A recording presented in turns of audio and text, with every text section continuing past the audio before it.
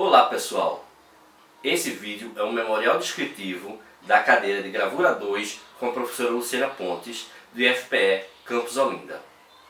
Neste vídeo vamos ver calcografia com a aplicação de 3 técnicas que aprendemos durante o curso, que são as técnicas de ponta seca, água forte e água tinta. E durante o vídeo vamos destrinchar como é que conseguimos os resultados do material que vamos apresentar neste memorial.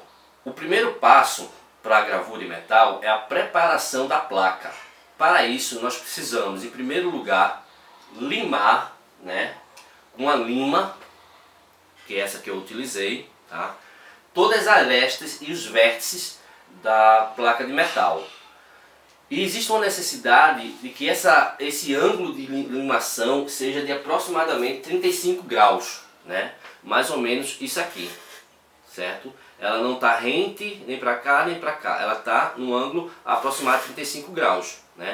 Isso permite primeiro para poder tirar as rebabas, para a gente não se acidentar durante o processo, ou quando estiver passando a estopa por cima, a estopa não prender na hora da entintagem.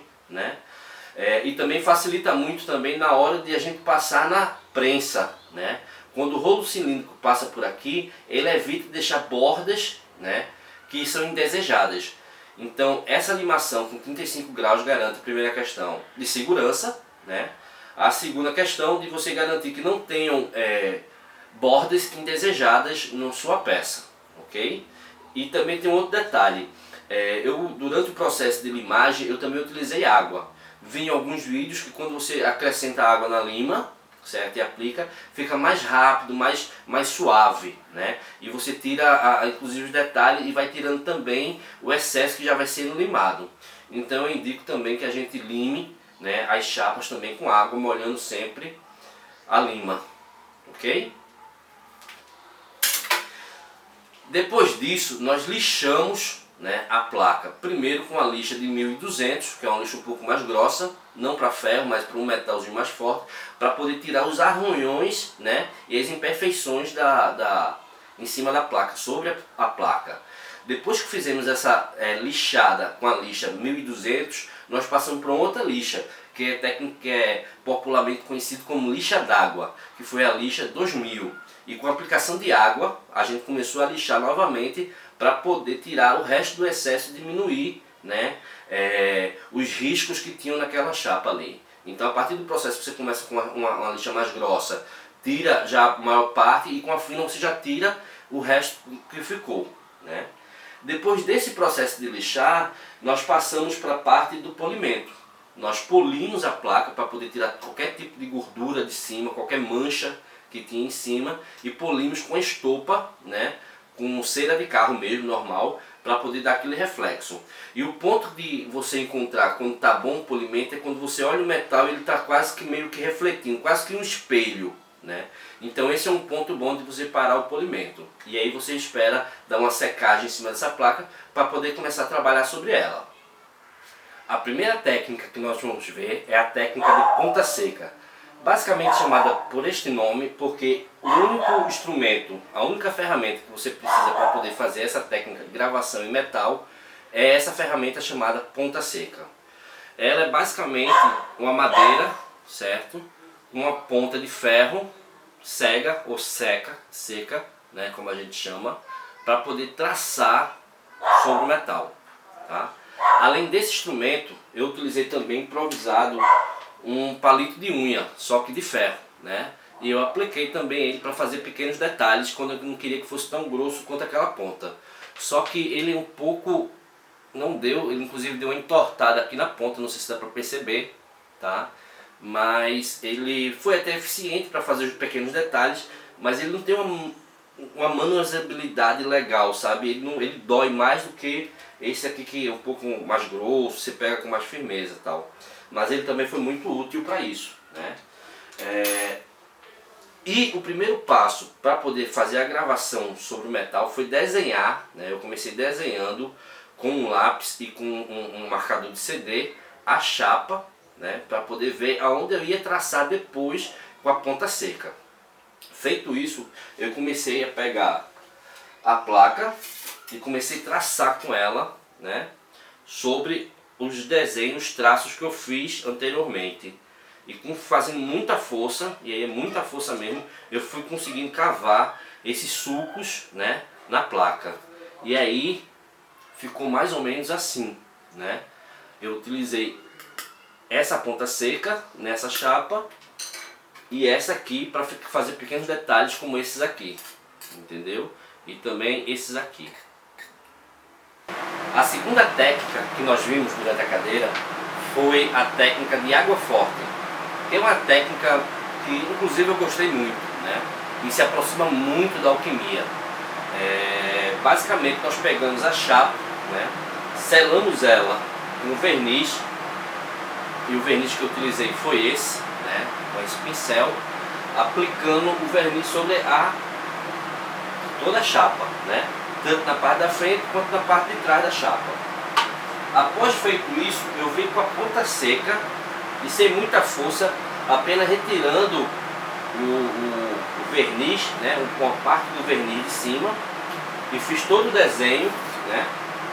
E ficou finalizado dessa forma, certo? Eu fui retirando apenas o verniz de cima sem ter que fazer muita força, como a técnica de ponta seca, né? E essa parte que eu deixei em contato, né? Que eu deixei o metal exposto, né? Foi que eu vim depois dentro de uma bacia, né?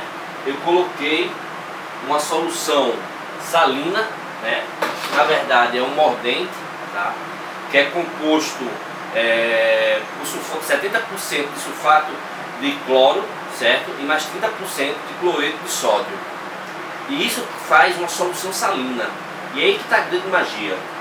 Como nós estamos trabalhando com metal, né? Essa solução salina, né? Para quem mora na praia sabe o que é ferrugem, que é aquela maresia, né? Que dá nos ferros. É esse processo que acontece. Quando a gente despeja essa solução sobre o ferro, sobre o metal diretamente, ele começa a corroer a placa, né? E é nessa corrosão que começa a criar os sulcos, né? Sem necessariamente a gente ter que pegar e gravar com muita força, né? Com a ponta seca. Depois que eu coloquei na solução e a solução criou esses sulcos, né, na placa, eu vim com um solvente, né? No caso eu usei esse solvente aqui, mais a estopazinha, e comecei a retirar o excesso do solvente, né? E nesse momento começou a surgir a imagem, né? Que foi exatamente essa que eu retirei o excesso do verniz. E assim concluí, né, a gravação em metal utilizando a técnica de água forte. Bom, chegamos à terceira técnica, que é chamada de técnica de água tinta. É uma técnica que tenta criar um cenário um pouco meio tinta aquarela, né? E para isso eu utilizei, na verdade, uma técnica mista, né?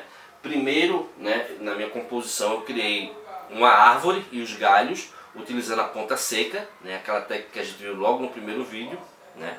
E depois disso foi que eu comecei a aplicar o agente salino, né?